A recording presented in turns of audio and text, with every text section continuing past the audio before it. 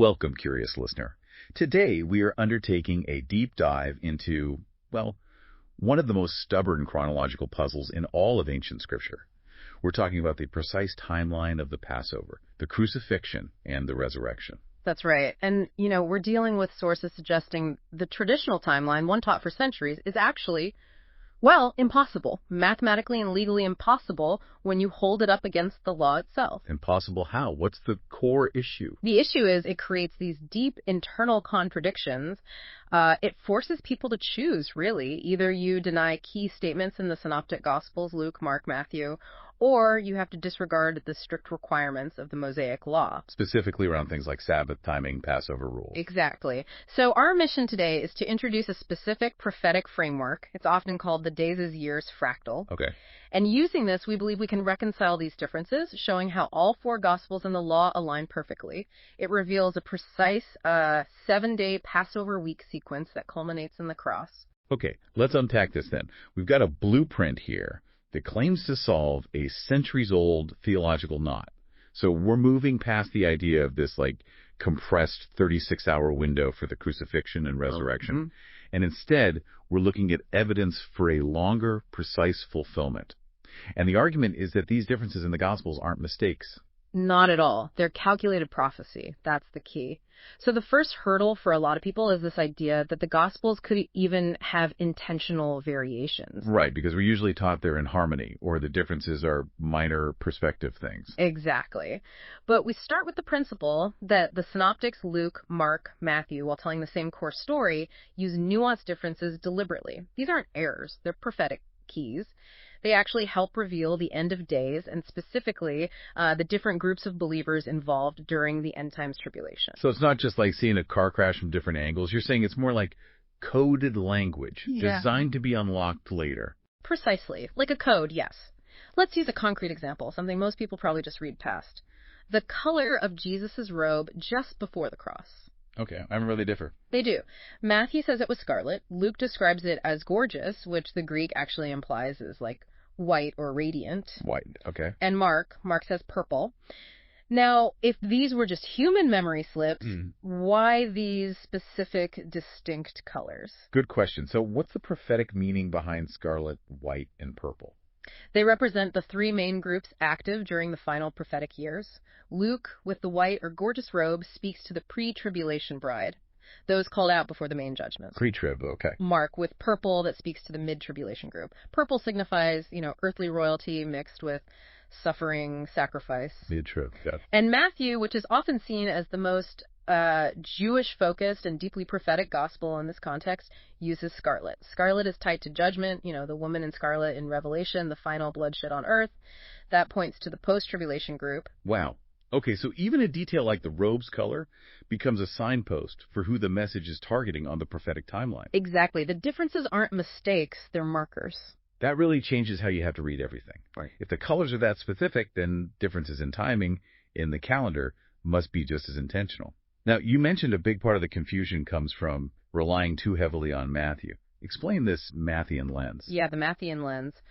For centuries, really, prophecy has been filtered heavily through the Gospel of Matthew, mostly because it contains the Olivet Discourse, Matthew 24. Which is a cornerstone for end times teaching. It is. But that intense focus tends to lead people to interpret the whole end times period as just one 7-year tribulation. And you're saying that's incomplete? It's incomplete according to this prophetic model, yes. Because when you combine the synoptics with Revelation, the full picture suggests a total period of 14 years. 14. How's that broken down? 7 years of seals, followed by 7 years of trumpets. If you're only looking through Matthew, you kind of compress everything. You miss the full 14 years, and you also miss a brief pre-tribulation period, sometimes called the above, which is usually about 50 days before the seals even start. So focusing only on Matthew forces that pre-, mid-, post-tribulation debate. People argue which one is right. Exactly. But what if the sources, the combined scriptures, are suggesting that all three are true? that they just apply to different groups across that longer 14-year timeline. Okay, so dismissing the differences as mistakes actually hides the prophetic clarity. Fundamentally. And that brings us right back to the core contradiction we need to solve today, the timing of the Passover meal itself. Okay, lay it out for us. What's the absolute heart of the conflict? The conflict is this. Luke, Mark, and Matthew are explicit. They say Jesus prepared and ate the Passover meal, the actual sacrificed lamb, with his disciples. When? On the evening of the 14th of Nisan. Evening of the 14th. Okay. But the traditional timeline demands that Jesus be the Passover sacrifice at that exact same time. He has to be going through trials, being crucified, dying, right then on the 14th, culminating in the evening. You can't eat the meal and be the meal simultaneously. Logically, no. Temporally, no. So the traditional view forces a choice. Either the Synoptic Gospels are wrong, fallible, maybe even corrupted on this crucial point. Which undermines the idea that Scripture is inspired. Correct. Or the traditional timeline itself is wrong. We have to show how he could both eat the meal and be the sacrifice, but without contradiction. And that means the crucifixion simply cannot have happened on the traditional date of Nisan 14. Okay, so where do we start to fix this? We have to start by correcting the calendar itself. We need to establish the true timing mechanics. How did the law in Exodus and Leviticus define days, Sabbaths, and feasts? Right. Before we fix the timeline, we need the original clock, the ancient Jewish way of counting time. And there are two distinct counts we absolutely have to recognize. First, the standard working day. That runs from sunrise to sunrise. Sunrise to sunrise. Okay. The Lord's feasts and the Sabbath, all the holy convocations, they run differently. They go from evening to evening, sunset to sunset. Ah, so the holy days operate on a sunset clock. Yes. The Jews were commanded to count the Lord's feasts using that evening-to-evening cycle. That's crucial. And since the Sabbath is a holy convocation, its timing always shifts at sunset, too. Absolutely vital. And this connects to fixing the Sabbath count. The law specifies 6 days of work, then the seventh day is rest. 6 plus 1. 6 plus 1, standard week. Yes, but here's the key. This count resets every month at the new moon. The new moon defines Nisan 1, the start of the first month. Wait, resets. So, hold on. If the count resets on Nisan 1 every month, then our common idea of Sabbath just being every Friday sunset to Saturday sunset, that's not strictly accurate when tracking these feasts. It's only accurate coincidentally. It's not legally mandated by the lunar count described in the law for the feasts. So how do we find the true Sabbaths for Passover week? You use the true 6 plus 1 count starting from Nisan 1. When you do that, the Wintley Sabbaths must fall on the 7th, the 14th, the 21st, and the 28th days of the month. Always counted evening to evening. 7th, 14th, 21st, 28th. Okay. That's non-negotiable then for understanding Passover week, which spans the 14th through the 21st. Absolutely non-negotiable. Now, let's nail down Passover itself, according to the law. Where do we look? Exodus. Exodus 12, Leviticus 23, they are very explicit. The Lord's Passover, that's the sacrifice, and the eating of the lamb occurs in the 14th day of the first month at evening. In the 14th day. Yes, and that word in Hebrew, it's B is critical. It doesn't mean starting the process sometime on the 14th day.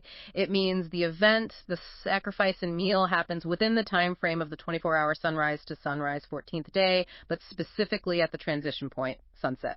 At evening. Wow, okay. That tiny word in is a huge clarification. It means the event starts after sunset on the day we call the 14th, which is precisely when the Holy Convocation begins. Correct. And the law is incredibly strict about the meal itself. It must be eaten that night, the night belonging to the 14th day, starting at sunset.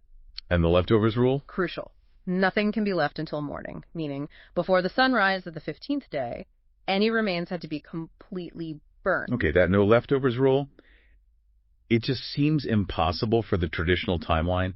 If they ate the meal on the 14th evening and Jesus was arrested right after, how on earth would the disciples, fleeing or hiding, have properly disposed of the remains before the sunrise of the 15th? It seems logistically impossible. It's a massive logistical problem for the traditional view, yes.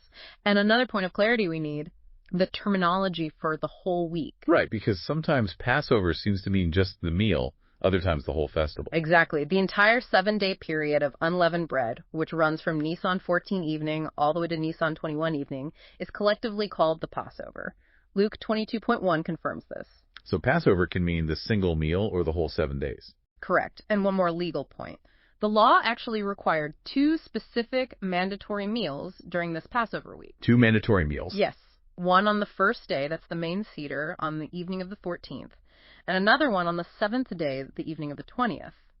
Both the 1st and 7th days are designated holy convocations requiring assembly and ritual eating. The evening of the 14th and the evening of the 20th. Okay, keep that second meal in mind. Yeah. Hashtag tag 3, deconstructing the traditional timeline. All right, we've got the strict rules now. The sunset clock for feasts, the true Sabbath count, 7th, 14th, 21st, 28th, in the 14th at evening timing, the no leftovers rule, and the 2 mandatory meals. Let's take the traditional story and hold it up against these rules. Where does it break down? Okay, the traditional view, in a nutshell, Jesus has some kind of pre-Passover supper maybe on the 13th evening. Not the actual Passover meal, then. They usually argue it wasn't the Seder, no. Then he's taken immediately that night, rushed through trials, Annas, Caiaphas, Pilate, Herod, maybe. All very fast. Extremely fast. Then crucified during the daytime of the 14th, placed in the grave just before sunset on the 14th, because the Sabbath is starting. Well, we should Sabbath. They assume the 14th evening to 15th evening is a Sabbath. Then he resurrects early on the 16th morning, which they align with the Feast of First Fruits. Okay. Contradiction number 1. The Passover meal itself. It's an immediate fail. This view forces you to say Matthew, Mark, and Luke were just plain wrong when they explicitly state Jesus prepared and ate the ritual Passover meal. 1. Evening of the 14th. Can't be eating it if he's being crucified. Exactly. If he was eating the meal, he wasn't the sacrifice dying at that moment. You have to dismiss the synoptics on this point. Okay. Contradiction 2. The law about leftovers. Remember, nothing left till morning. Right, before sunrise on the 15th. If Jesus died on the 14th day, and the disciples theoretically ate the meal the evening before, so 13th evening in this view, or maybe 14th evening if they ignore the conflict, they still have the problem of disposal. If he's arrested right after the meal on the 14th evening, how do they perform the ritual destruction of leftovers before sunrise amidst the chaos and fear? It doesn't seem plausible. Highly unlikely. And then there's John 18.28. This verse really trips up the traditional view. What does it say? It's the morning of the crucifixion. The Jewish leaders won't enter Pilate's judgment hall because they don't want to be defiled, so they can, quote, eat the Passover. Implying the Passover meal was still upcoming that evening. The evening of the 14th. That's how it's usually interpreted in the traditional model, yes. Okay. But this contradicts the synoptics who say Jesus already ate it, and it creates that leftover disposal issue. The traditional timeline just can't consistently track who ate what when without breaking the law's timing. Okay, and the timeline itself, the trials? Contradiction 3. The sheer logistics of the trial time. Think about it. You go from a late supper to arrest in the garden, then being shuffled between multiple authorities, Annas, Caiaphas, the Sanhedrin potentially, then Pilate, maybe Herod, back to Pilate. Plus scourging, the walk to Golgotha. Right. The scourging, the carrying of the cross, the crucifixion itself, trying to cram all of that complex legal and physical process into the few hours between, say, midnight on the 14th and maybe noon on the 15th day. It's just logistically strained, to say the least. The biblical descriptions imply a sequence that takes more time. It feels rushed reading it that way. It does. Finally, contradiction 4, identifying the Sabbath. The Sabbath after the crucifixion. The traditional timeline needs the day after the 14th, the 15th of Nisan, to be a regular weekly Sabbath, a Saturday. Why? To make the resurrection land neatly on Sunday morning, the first day of the week. Okay. Based on the true Sabbath count, we established 6 plus 1 resetting on Nisan 1.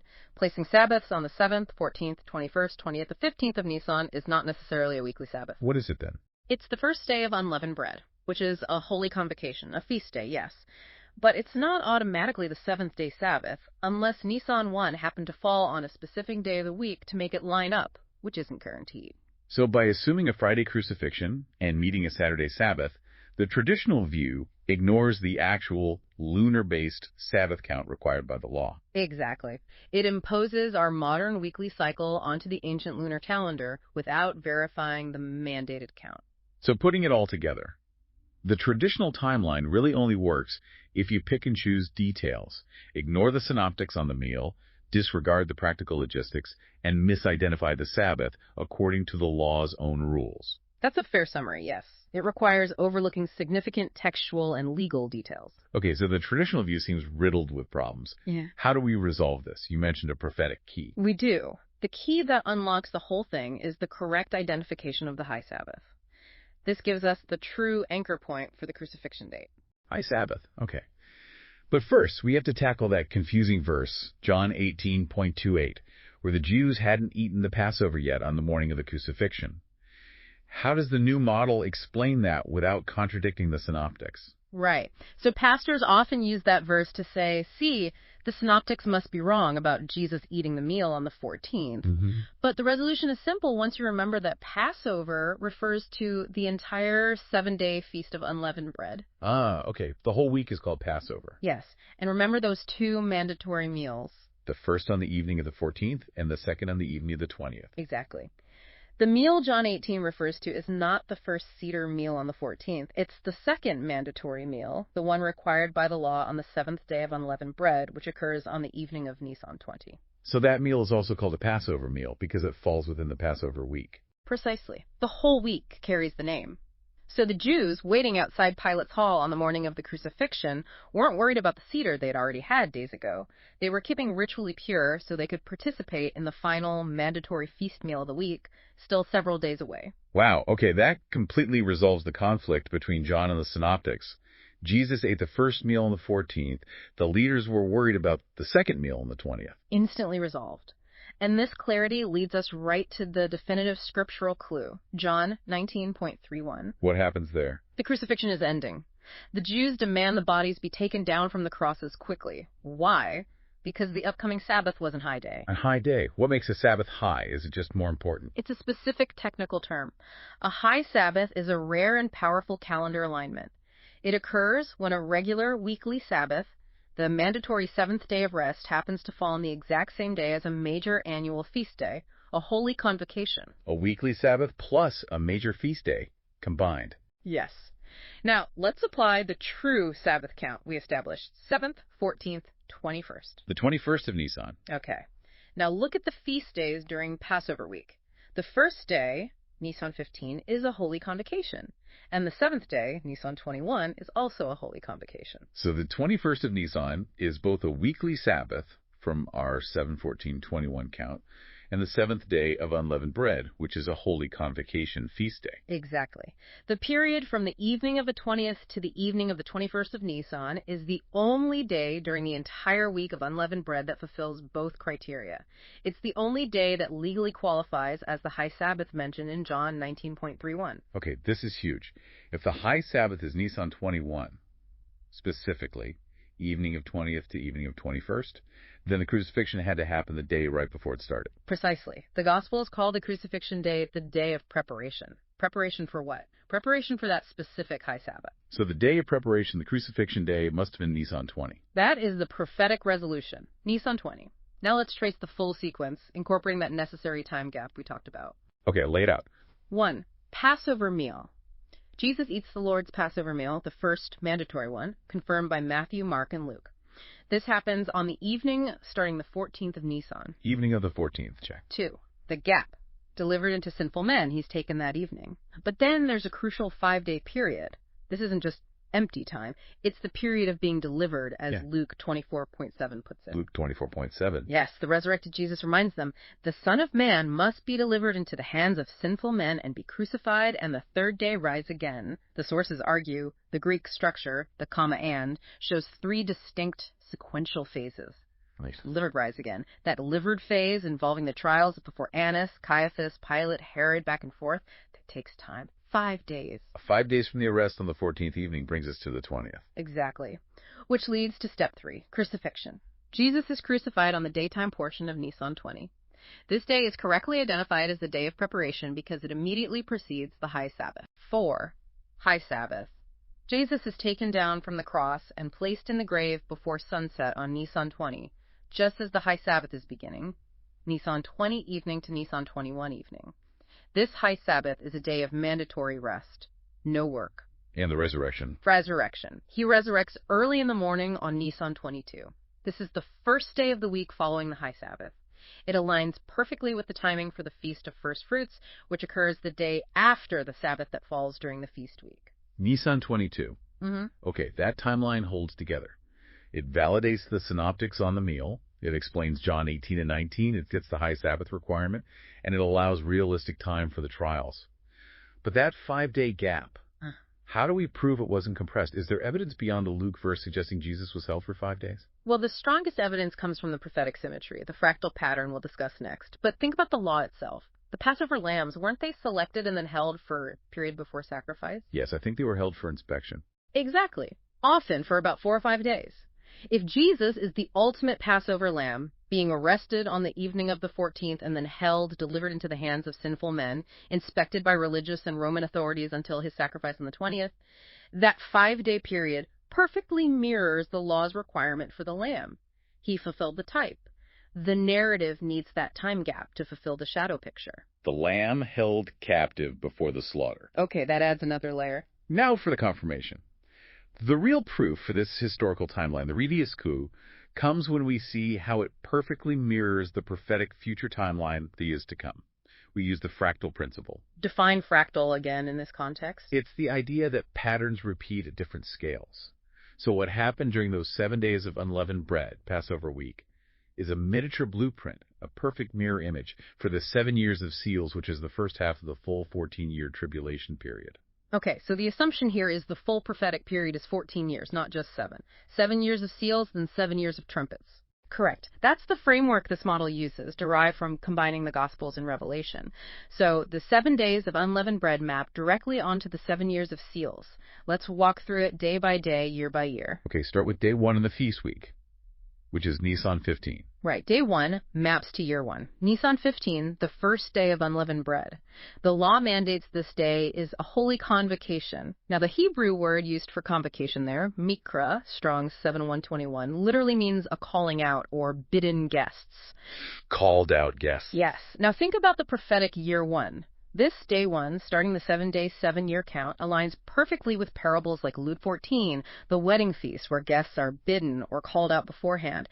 This confirms that the pre-tribulation escape, the calling out of the bride, happens early, sometime within year 1 of the seals. So the first day of the feast itself provides the timing mechanism for the pre-trib event in the first prophetic year. That's amazing. It is. Then you have days 1 through 6. Mapping to years 1 through 6. These represent 6 days of eating unleavened bread, mirroring 6 years of, let's say, spiritual work, purification, and enduring the judgments under the seals. 6 years of seals. Okay.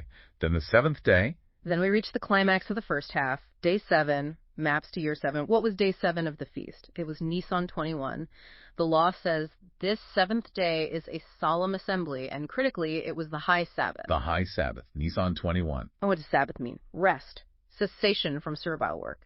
This perfectly mirrors the 7th year of seals, which prophetically functions as a Sabbath year, a year of rest or cessation before the next phase, and it contains the major mid-tribulation event. The mid-tribulation rapture, the great multitude in Revelation 7, that happens during the 7th year. How does the fractal map that specifically? Remember the second mandatory meal, the Holy Convocation meal on the evening of Nisan 20? Yes, right before the high Sabbath began. That feast occurred in the midst of the transition into the final Sabbath day. That holy convocation, that calling out in the middle of the 7th day fractal, aligns perfectly with the mid-tribulation escape occurring in the midst of the 7th year of seals. Wow. So the 7-day historical pattern precisely confirms the timing for both the pre-trib escape, year 1, and the mid-trib escape, year 7, within the first 7 prophetic years. The structural unity is undeniable once you see the pattern. It argues strongly that these calendar details are intentional prophecy. Okay, now the resurrection date. We landed on Nisan 22. Where does that fit on the fractal map? The resurrection happened on Nisan 22. That's the day after the high Sabbath, Nisan 21. Right, the first day of the new week. In the prophetic fractal, Nisan 22 aligns perfectly with the start of the 8th year. What does the number 8 signify in Scripture? New beginnings. 8 people on the ark, circumcision on the 8th day. Exactly. A new beginning. The 8th year prophetically marks the start of the second 7-year period, the trumpets judgments. It's a new intensified phase, a new beginning for judgment on those remaining. And the number 22 itself is fascinating. It corresponds to the Hebrew letter Tav, the last letter of the Hebrew alphabet. It signifies the mark, the sign, often depicted as a cross. It represents the end or completion of the previous cycle, the 7 years of seals ending on the 21st Sabbath, and the immediate start of the new beginning, the new cycle, potentially linked to Jubilee concepts. And it's a complete roadmap then. The historical high Sabbath on Nisan 21 is the anchor. It confirms the crucifixion on Nisan 20, the resurrection on Nisan 22, and this structure then validates the prophetic 7 plus 7 year timeline, mapping the escapes and the transitions between the seals and the trumpets. And there's one more piece of calendar confirmation that locks down the necessity of that Nisan 22 start date. It comes from analyzing the Feast of Weeks, or Pentecost. Pentecost, that's the one with the 50-day count, right? Exactly. Leviticus 23 gives precise instructions for counting to Pentecost. It requires counting 7 Sabbaths complete, starting from the day after the Sabbath that occurs during the Feast of Unleavened Bread. Okay, 7 Sabbaths. Now, traditional Jewish practice, the counting of the Omer, usually starts the count on Nisan 16. They assume the 15th was the Sabbath referred to. Why does this model say Nisan 16 is the wrong starting point? It's wrong for 2 key reasons. First, the Sabbath count. As we established, Nisan 15 isn't automatically the weekly Sabbath. The law says count from the day after the weekly Sabbath that falls within the feast week. That was the high Sabbath, Nisan 21, so the count should start the next day. Which is Nisan 22. Exactly. The second reason is agricultural. This is vital. The Feast of Weeks, Pentecost, is specifically the celebration of the first fruits of the wheat harvest, not the barley harvest, which happens earlier, around the time of Passover. Wheat, not barley. Oh. The commandment is to start counting from such time as you begin to put the sickle to the corn wheat. The wheat harvest in that region would not typically be ready as early as Nisan 16. It aligns much better with a start date later in the spring, like Nisan 22. So the traditional count starts too early, both calendarically, ignoring the high Sabbath, and agriculturally, misaligning with the wheat harvest. Correct. The count must begin on Nisan 22, the day after the high Sabbath, the resurrection day, the true fulfillment of the Feast of First Fruits in this context. Okay, so starting from Nisan 22, how does the count work according to Leviticus? From Nisan 22, you count 7 Sabbaths, 7 complete weeks marking the weekly rests. Then the law says, from the day after that 7th Sabbath, you number 50 days. Wait, 7 Sabbaths, then 50 days. I thought Pentecost was the 50th day after the start. This is where careful reading is key. Leviticus 23.15:16 says, count 7 Sabbaths, they shall be complete. Then verse 16, even unto the morrow after the 7th Sabbath shall ye number 50 days. There's a structure of 7 Sabbaths, 49 days, followed by a period culminating on the 50th day. It implies 2 phases. Other interpretations link the 50 days more closely with 7 weeks, 49 days, leading to the 50th day celebration. But the emphasis on 7 Sabbaths first is critical for the structure. So the confusion often comes from mixing up counting 7 Sabbath versus just counting 7 weeks or 50 days straight. Yes, and using the wrong start date, Nisan 16, based on the wrong Sabbath and wrong harvest timing. By forcing the start to Nisan 16, they create a misaligned Pentecost. The correct count, starting Nisan 22 and respecting the 7 Sabbaths instruction, confirms the necessity of the Nisan 22 resurrection. Okay, this counting is complex. How does this intricate Pentecost count connect back to the bigger prophetic fractal, the 14-year timeline? It provides a fascinating structural confirmation. Think about the sequence. 7 Sabbaths counted first, then a period culminating in the 50th day, often seen as 7 weeks leading to day 50. And 7 Sabbaths, then 7 weeks, 50 days. Doesn't that sound familiar? 7 Sabbaths mirroring the 7 years of seals, followed by 7 weeks, 50 days mirroring the 7 years of trumpets. The Pentecost count itself contains the 7 plus 7 structure. Wow. Okay. But Pentecost is typically seen as the middle feast of the main 3, Passover, Pentecost, Tabernacles. How does it mark the start of the second 7-year period in this fractal? That's the revelation. The overall prophetic structure of the main feast is often visualized as 7-1-7, representing the durations or themes. Passover 7 days, Pentecost 1 day, Tabernacle 7 plus 1 days. Right, 7-1-7. But the Pentecost count, revealing this 7 Sabbaths plus 7 week structure, shows that prophetically the significance of Pentecost at the Owanlefi gets shifted. It moves from the middle to mark the beginning of the second 7 period, the trumpets. This effectively turns the prophetic 7-1-7 structure into a 1-7-7 structure in terms of event timing. A 1-7-7 structure, where the 1 is that pre-tribulation call-out event we discussed earlier, happening before the first 7 seals. Exactly. The 1 shifts to the front. This structural shift, revealed by the Pentecost count, perfectly mirrors the revelation of the pre-tribulation escape, which doctrinally occurs before the seals begin. It aligns with certain interpretations suggesting the pre-trib event is shifted, perhaps 4 months early in the prophetic calendar, preceding the main tribulation structure. So the Pentecost count isn't just about getting the day right. Its internal structure confirms the 1-7-7 end times model with the pre-trib event shifted early. Precisely.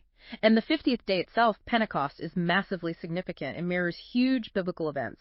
The giving of the law at Sinai, where 3,000 died, and Acts 2, where the Spirit was given and 3,000 were saved.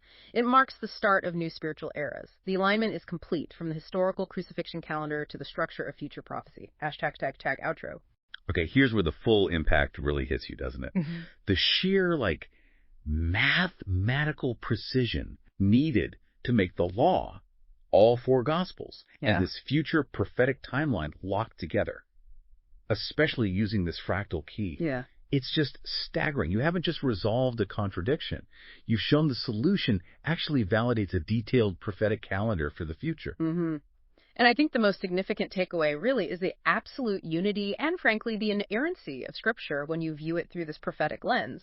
Once you apply the accurate calendar, count the right Sabbath, the high Sabbath, and understand the fractal model, centuries of confusion just dissolve. Yeah. Every specific detail we discussed, the high Sabbath on Nisan 21, that 5-day gap between the supper and the cross, a resurrection landing squarely on Nisan 22, it all falls perfectly into this intricate pattern, a pattern that seems designed, to be unlocked right when these prophecies become relevant at the time of the end. And the traditional view struggled because it just lacked that prophetic key. It didn't have the understanding of the calendar mechanics or the full 14-year framework. Essentially, yes. It was working with an incomplete blueprint.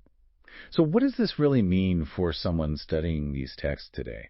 I mean, the fact that getting the ancient calendar right was the key to unlocking this end times fractal.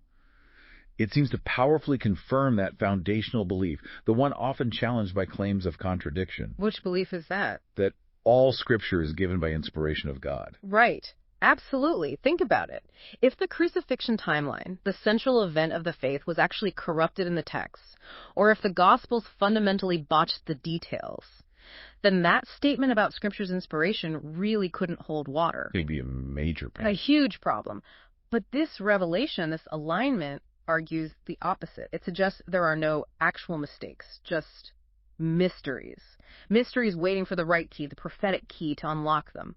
The perfect alignment of the calendar for the past event, the HUA, serves as the ultimate confirmation for the structure of the future prophecy that is to come. Okay, so here's a final thought for you, the listener, to mull over.